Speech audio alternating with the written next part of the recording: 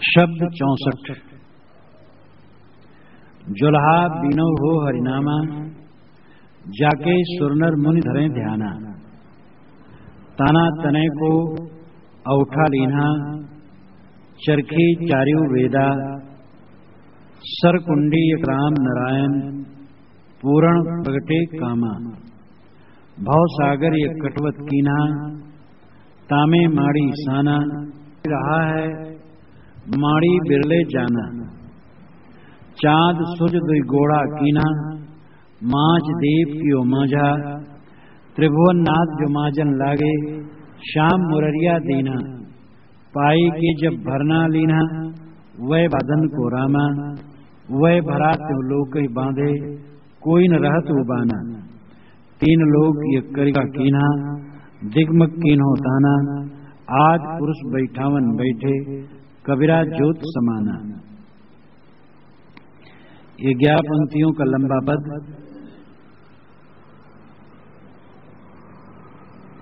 ताना बाना चरखा करघा के रूपक में कहा गया है।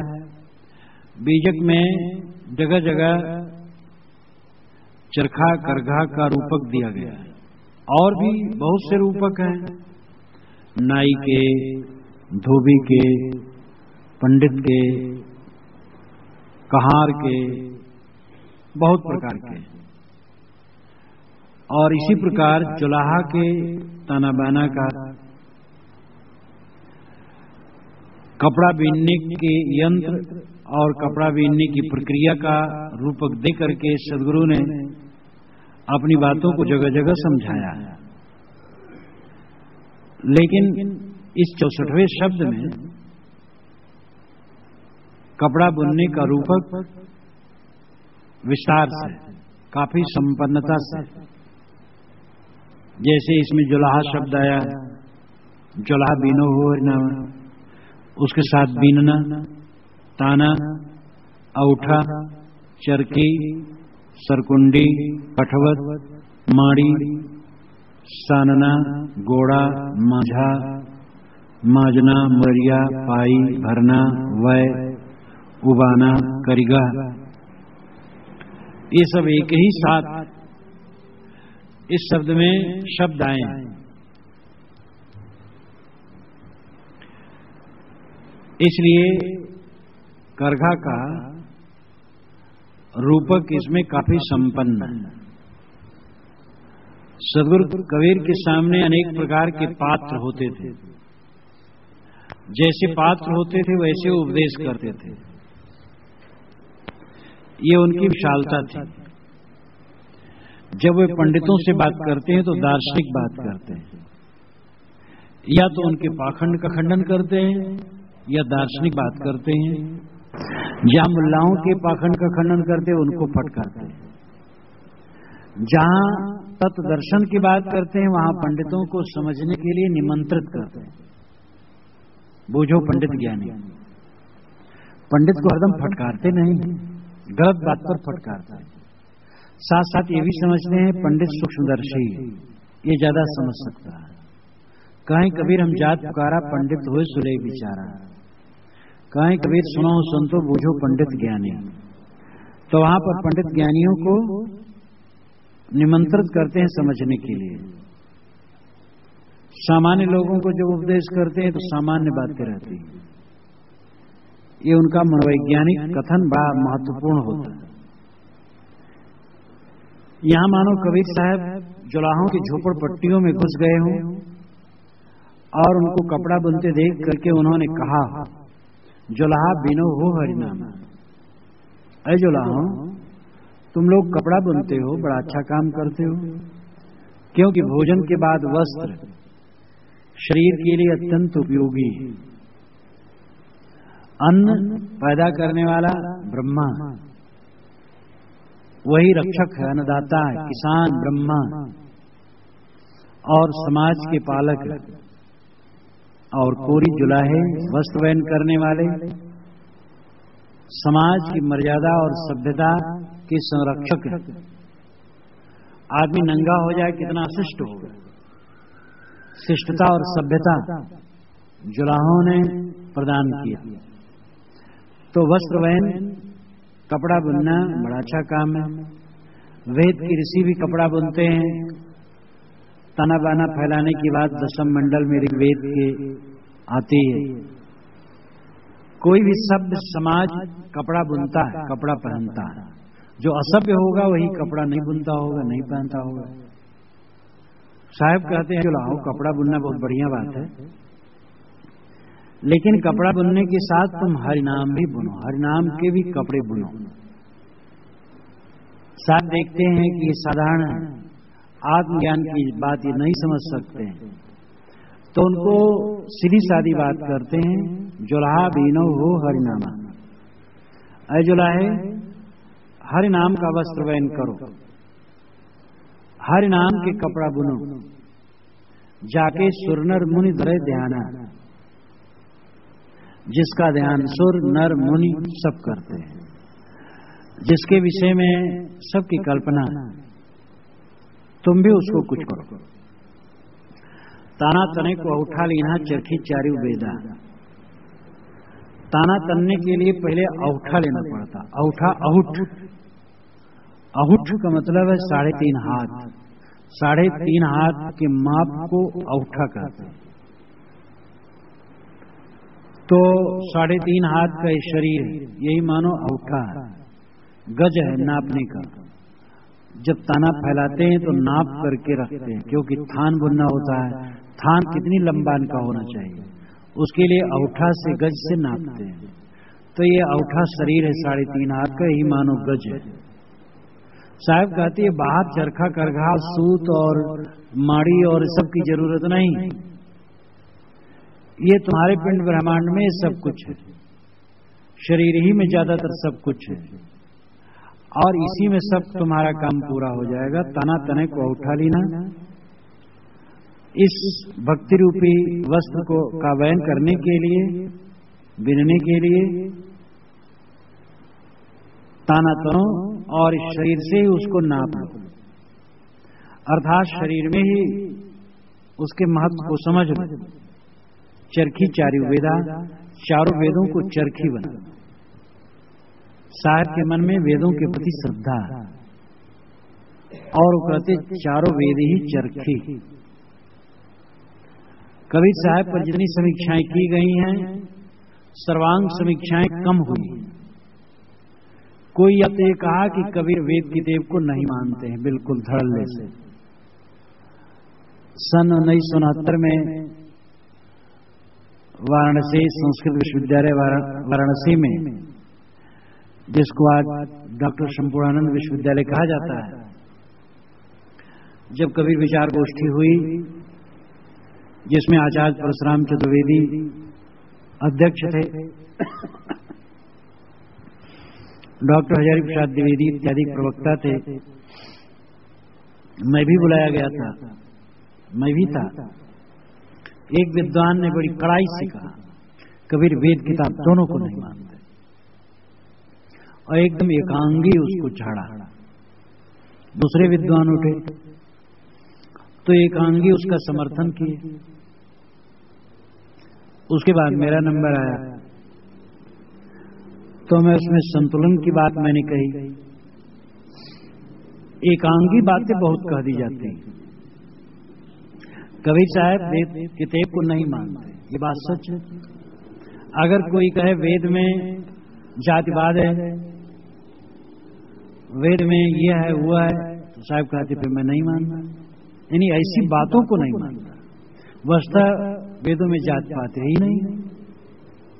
रामायण में साहब ने इसका खूब खुलासा किया है। पढ़े वेदों करें बड़ाई अंत, वेद तो पढ़ते हैं लेकिन वो समझते नहीं है। तो वह स्वतः प्रमाण नहीं मानते। कोई कहे वेद ईश्वर वचन है, मानो, तो साहब कहते हैं मैं नहीं मानता। वेद हो चाहे कुरान चाहे बाइबल, सब मनुष्य वचन है। और कोई बात इसलिए नहीं मानी जा सकती कि अमुक ने कहा है, अमुक जगह लिखी है, किंतु इसलिए मानी जा सकती है कि वो विवेक पूर्वक जैसे किताब में लिखी हो वैसी सत्ता नहीं हो जाती। जैसी सत्ता है अगर वैसी बात लिखी है तो प्रामाणिक होती है। किताब में बात लिखी हो कि आम के पेड़ से 10 बिल्लियां पैदा हुई, तो ऐसा लिख देने से सत्ता थोड़ी हो जाए कि आम के पेड़ से बिल्ली पैदा हो जाए। लेकिन बिल्ली जैसे पैदा होती है उस ढंग से लिखा हो तो बात प्रमाणिक है। नायागमा शास्त्र घटम पठितम इष्टे, भामतीकार वाचस्पति मिश्र ने कहा है कि हजारों वेद वचन घड़े को कपड़ा नहीं बना सकते। हजारों वेद वचन से कोई कहे घड़े को कपड़ा है तो कपड़ा हो जाएगा, जो है सो है। इसलिए कोई भी शास्त्र स्वतः प्रमाण नहीं, किंतु विवेक से प्रमाण। विवेक सबकी कसौटी। इसलिए साहब कोई पुस्तक प्रमाण स्वतः नहीं मानते, और इसी अर्थ में कहा जा सकता है वेद को नहीं मानते। लेकिन वेद नहीं मानते कहना गलत है। वेद के सत वचन को मानते हैं, ऐसे किताब को भी, और बारंबार अपनी वाणी में साहब वेद के लिए श्रद्धा व्यक्त करते हैं। वे कहते हैं जाके मुनिवर तप करें, वेद तके गुण गाय, सोई देव सिखापना कोई नहीं दिया। जिसके मुनिवर तपस्या करते जिसके लिए, और वेद जिसका गुणगान करके थकते वही सीख में देता। है कोई गुरु ज्ञानी जगत उलट वेद बूझे? है कोई श्रेष्ठ ज्ञानी जो जगत से लौट करके वेदों को समझे? तो वेद में साहब श्रद्धा रखते, लेकिन विवेक पूर्वक। यहां कहते चरखी चारु वेदा, चारों वेद मानो चरखी, और ये शरीर औठा, सूत नापने का गज।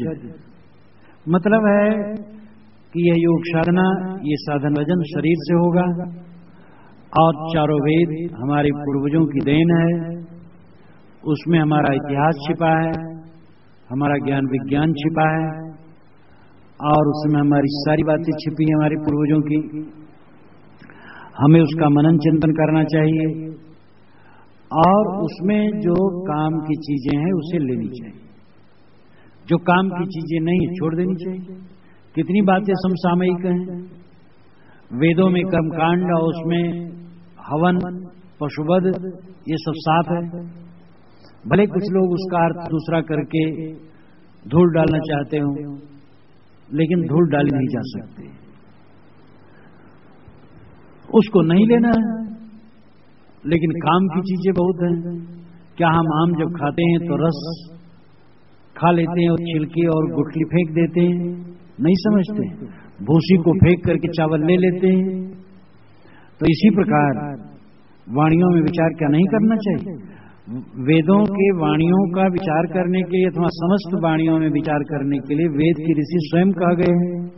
सप्तम्युत्तितुना पुनंतो यत्र धीरा मनसा वाचकृत अत्रा सखाया सख्यान जानते भद्रई श्याम लक्ष्मीर नेतादिवाच। जैसे चलनी से सत्तू छाना जाता है, वैसे विवेकवान मन से वाणी को छानते हैं, और वहीं कल्याणकारी लक्ष्मी निवास करती है, वहीं मित्र मित्रता के भेद को जानते हैं। इसलिए साहब कहते चरखी चारु वेदा, सरकुंडीयक राम नारायण। ताने के सूत को भिन्न रखने की खूंटियां होती हैं। सब सूत एक में मिल जाए तो बिनते नहीं बनेगा, सब सूत अलग अलग है, इसकी एक खूंटियां होती है, सरकुंडी। साहब कहते इसके लिए सरकुंडी राम नारायण है, राम है नारायण है, ये नाम पूर्ण प्रगटे कामा, इसी में तुम्हारा काम पूर्ण रूप से प्रकट होगा। नाम, कोई भी नाम, राम नाम, नारायण नाम, यही मानो उसमें सरकुंडी, सूतों को अलग अलग करने के साधन। कठवत की जरूरत पड़ती है माड़ी सानने के लिए, कठवत जो काठ का पात्र होता है। ज्यादातर कसैले पदार्थों के लिए तो कठवत ही होती थी, और माड़ी इत्यादि के लिए भी, क्योंकि सरल था, लकड़ी बहुत थी, जंगल बहुत था, मोटी लकड़ी काट करके छील करके बना लिया गया पात्र बर्तन। तो सामान्य लोग उसमें काम लेते थे। और बड़े घरानों में भी डोकनी उसको कहते हैं। लकड़ी की छोटी छोटी कटोरी डोकनी, चटनी उसी में रख करके खाई जाती थी। मेरे बचपन में भी जहां मेरा शरीर जन्मा है, कठवत और उससे छोटे पात्र और डुकनियां छोटी छोटी लकड़ी की कटोरियां बहुत थी। और जब भोजन परोसा जाता था प्राय चटनी बनती थी, क्योंकि आम बहुत होता रहा। तो लोग सूखी उसकी खटाई को, सूखी खटाई को भिगा देते और कुछ समय के बाद वो खिल जाता, उसकी चटनी बनाते, तो उसमें लकड़ी के पात्रों में दिया जाता था। और बड़े बड़े घरानों में था, खूब धनी लोगों में, क्योंकि स्टील थोड़े था उसमें। और चटनी तो बिल्कुल खटाई खराब हो जाए अगर डोकनी में न रखो तो। डौवा, ये लकड़ी का करछुल डौवा कहते हैं। तो ये चलाने के लिए अगर कोई खटाईदार चीज बनती तो डौवा से चलाना अच्छा रहता है, और सामान्य लोगों के लिए सरल भी। आजकल के समान धन दौलत पहले कहां था। कहते हैं हजरत मोहम्मद की शादी हुई थी तो एक शादी में उनको मिट्टी के बर्तन दहेज में मिले थे। तो कोई धन से किसी की कीमत नहीं होती, सद्गुणों से कीमत होती है। तो कठवत का उपयोग बहुत होता था उसमें।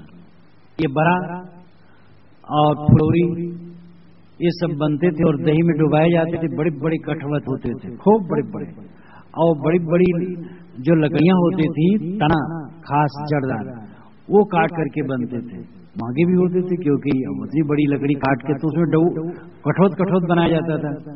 तो बड़े बड़े कठवत, और उसमें दही रख करके बड़ा या फुलौरी डाला जाता था। तो कठवत का काम पहले बहुत होता था। अब स्टेनलेस स्टील, दाग रहित लोहा आ गया। लोहा में भोजन करना अपराध माना जाता था, बहुत पाप। इसलिए स्टील का जब प्रयोग होने लगा तो लोग घृणा करते थे। और पहली बार जब मैं एक संत के लिए स्टील का कटोरा या गिलासा याद नहीं है खरीदने के लिए बनारस में बर्तन के बाजार में गया, तो ज्यादातर तो ही कांच, फूल इत्यादि का बर्तन बेचते थे। तो अरे बाबा, आप भी लोहा खरीद रहे हैं, आप भी लोहा खरीद रहे हैं। एक तो उनका व्यापार मारा जाता रहा, स्टील लोग खरीदे तो उनका कांच फूल कहां भी। तो मजाक करें, बाबा आप भी लोहा खरीद रहे हैं। जब पहली बार गिलासा में स्टील के गिलासा को देखा गोपाल दास जी ने, बहु वैद्यनाथ प्रसाद के लड़का, ये आप भी लोहा शुरू कर दिए।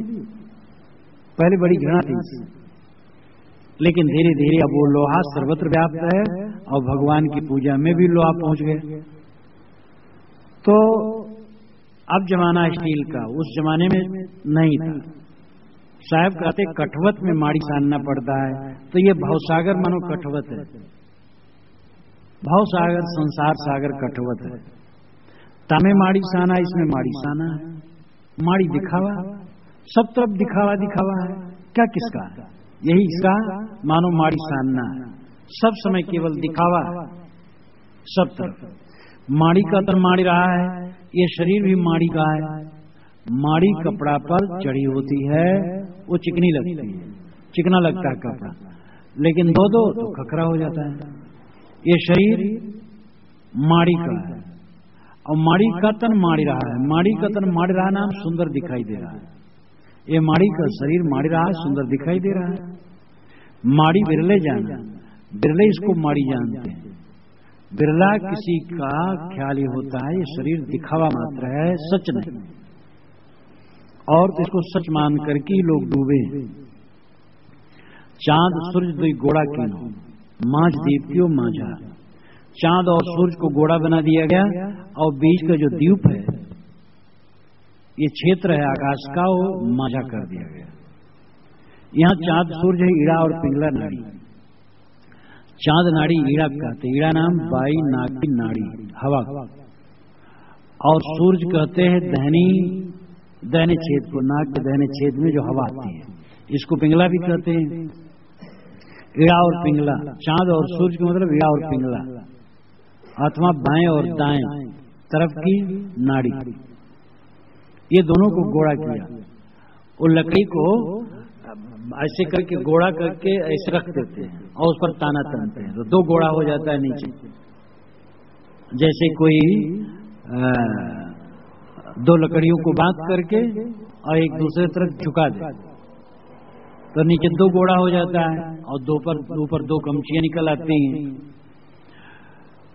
तो ये चांद और सूरज ही मानो दो गोड़ा है, ये नहीं ईड़ा और पिंगला नाड़ी ही मानो दो गोड़ा है। और माझ दीप की माझा, माझ दीप का मतलब मध्य भाग, ये माझा है। माझा नाम माड़ी चढ़ा हुआ सूत, ये सुषुम्ना, सुषुम्ना दोनों में सम है। हर इंसान की नाड़ी एक समय एक चलती है, तुम स्वयं अपनी नाक को दबा करके देख सकते हो। एक नाक को दबाओगे तो पता चलेगा, एक नाक चलती है समय से, हर समय, यानी एक ही नाक एक समय चलती है और दूसरे समय दूसरी नाक चलती है। दोनों नाक की हवा एक समान सब समय नहीं चलती, और जिस समय सम होकर के चलती वही सुषुम्ना, थोड़े समय रहती है और ज्यादा बस बाएं नाड़ी चलेगी या दाहिनी नाड़ी चलेगी। ये प्रकृति का विधान बड़ा अद्भुत है। कितनी चीजों को हम अपने शरीर में नहीं जानते, उसकी गति भी निरंतर चलती रहती है, होता रहता है। तो योगी लोग योग मार्ग में ये सब का बड़ा महत्व है। ईड़ा और पिंगला और सुषुम्ना, ये तीनों इस पंक्ति में तीनों का वर्णन है। चंद्र सूर्य ईड़ा पिंगला है और माझ दीप की माझा, माझा ये माड़ी चढ़ा हुआ सूत यानी सुषुम्ना। तो इस प्रकार योगी ईड़ा पिंगला को साध करके सुषुम्ना सम करते, यानी साधना करके उसको सम कर लेते हैं। वो एक योगियों की लकड़ी होती है जो कांख में दबा लेते हैं, स्वर इसके सांस को बदलने के लिए कांख को दबाने से सांस बदल जाती है। तो सम रूप से जब हवा चलती है दोनों में, सुषुम्ना है और इसको साधते हैं योगियों। त्रिभुवन नाथ जो माजन लागे श्याम मुररिया दीना, त्रिभुवन नाथ का अर्थ यहाँ मन है, तीनों भुवन के मालिक मन, ये माजने लगे। माजने लगे मतलब है मन द्वारा योगी लोग सांस को माजते हैं। इसमें हठ योग में इसकी ज्यादा जरूरत पड़ती है, ज्यादा सांस को माजने से तब उनकी समाधि होती है। वैसे सभी साधक को या सभी इंसान को भी प्राण का अभ्यास करना चाहिए, प्राणायाम का। मैं पहले प्राणायाम करता था, लेकिन कबीर साहब के विचार मिलने के बाद वो इसी प्रक्रिया छोड़ दी। परंतु जब से व्यायाम करने लगा तब से सांस को जोर से नाक से छोड़ना और ग्रहण करना, एक प्रकार के भी प्राणायाम ऐसा करता हूं। इससे शुद्ध हवा अंदर जाती है और खून शुद्ध होता है और अंदर का विषाक्त वायु बाहर निकल जाता है।